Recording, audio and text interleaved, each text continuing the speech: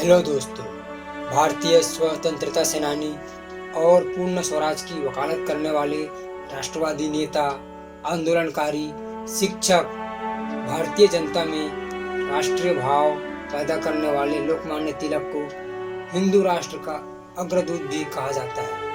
ऐसे महान व्यक्तित्व के धनी भारतीय स्वतंत्रता सेनानी बाल गंगाधर तिलक के बारे में आज हम बात करने वाले हैं। गंगाधर तिलक जी का जन्म 13 जुलाई 1856 में महाराष्ट्र के रत्नागिरी में हुआ था। बाल गंगाधर तिलक के पिता का नाम गंगाधर रामचंद्र तिलक था, जो संस्कृत के विद्वान और प्रख्यात शिक्षक थे। माता का नाम पार्वतीबाई गंगाधर था। 1871 में उनका विवाह तपीबाई नामक कन्या से हुआ, जो कि बाद में सत्यभामा के नाम से जानी गई। एक प्रभावशाली छात्र थे। उनको शुरुआत से ही गणित विषय से विशेष लगाव था। स्कूली शिक्षा होने के बाद उन्होंने वर्ष 1870 में पुणे के डेक्कन कॉलेज से संस्कृत और गणित विषय की डिग्री हासिल की। उन्होंने मुंबई के सरकारी लॉ कॉलेज से LLB की पढ़ाई की और वर्ष 1879 में एक और डिग्री हासिल की। आधुनिक शिक्षा प्राप्त करने वाले पहली पीढ़ी के भारतीय युवाओं में से तिलक एक थे। अपनी पढ़ाई पूरी करने के बाद तिलक पुणे के एक निजी स्कूल में गणित और अंग्रेजी विषयों के शिक्षक भी रहे।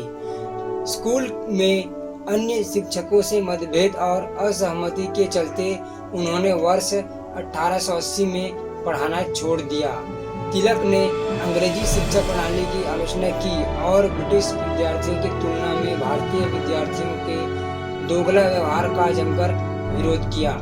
तिलक ने भारतीय संस्कृति के आदर्शों के प्रति लोगों को जागरूक किया और विद्यार्थियों को एक नई दिशा प्रदान करने का प्रयास किया।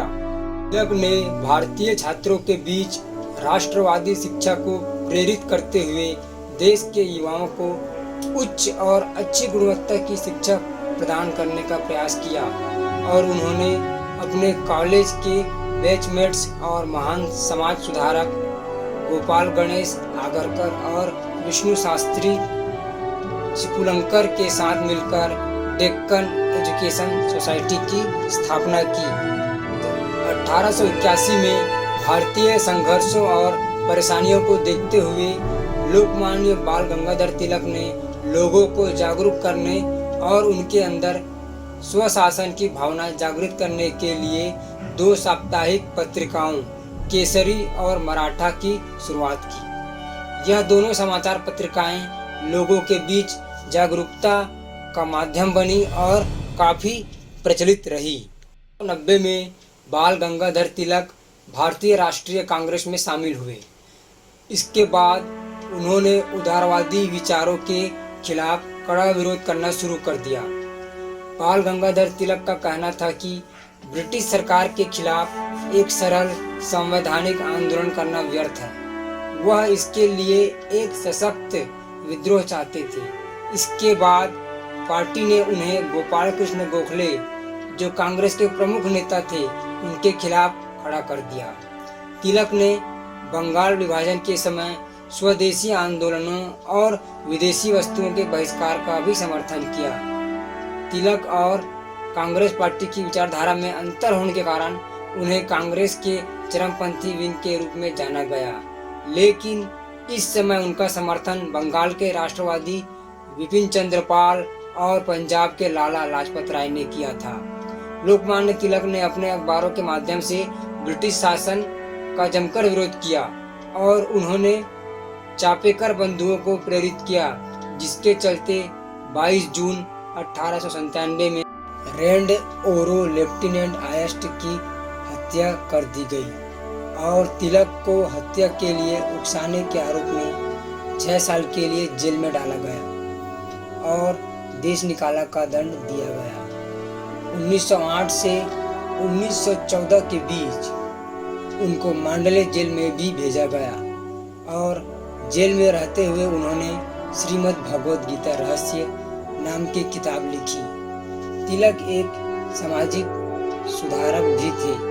उन्होंने अपने जीवन में समाज में फैली कुप्रथाओं का भी विरोध किया और महिलाओं की शिक्षा और उनके विकास पर भी जोर दिया। अप्रैल 1919 के जलियांवाला बाग हत्याकांड की घटना का बाल गंगाधर तिलक पर बहुत गहरा असर पड़ा था। उसके बाद उनका स्वास्थ्य खराब रहने लगा और वह मधुमेह नामक बीमारी से ग्रसित हो गए, जिसके बाद 1 अगस्त 1920 को उनका देहांत हो गया। उनकी शव यात्रा में लाखों लोगों की भीड़ उमड़ी थी। तो दोस्तों, ये थी लोकमान्य तिलक कहे जाने वाले बाल गंगाधर तिलक की जीवन की कुछ महत्वपूर्ण जानकारियाँ।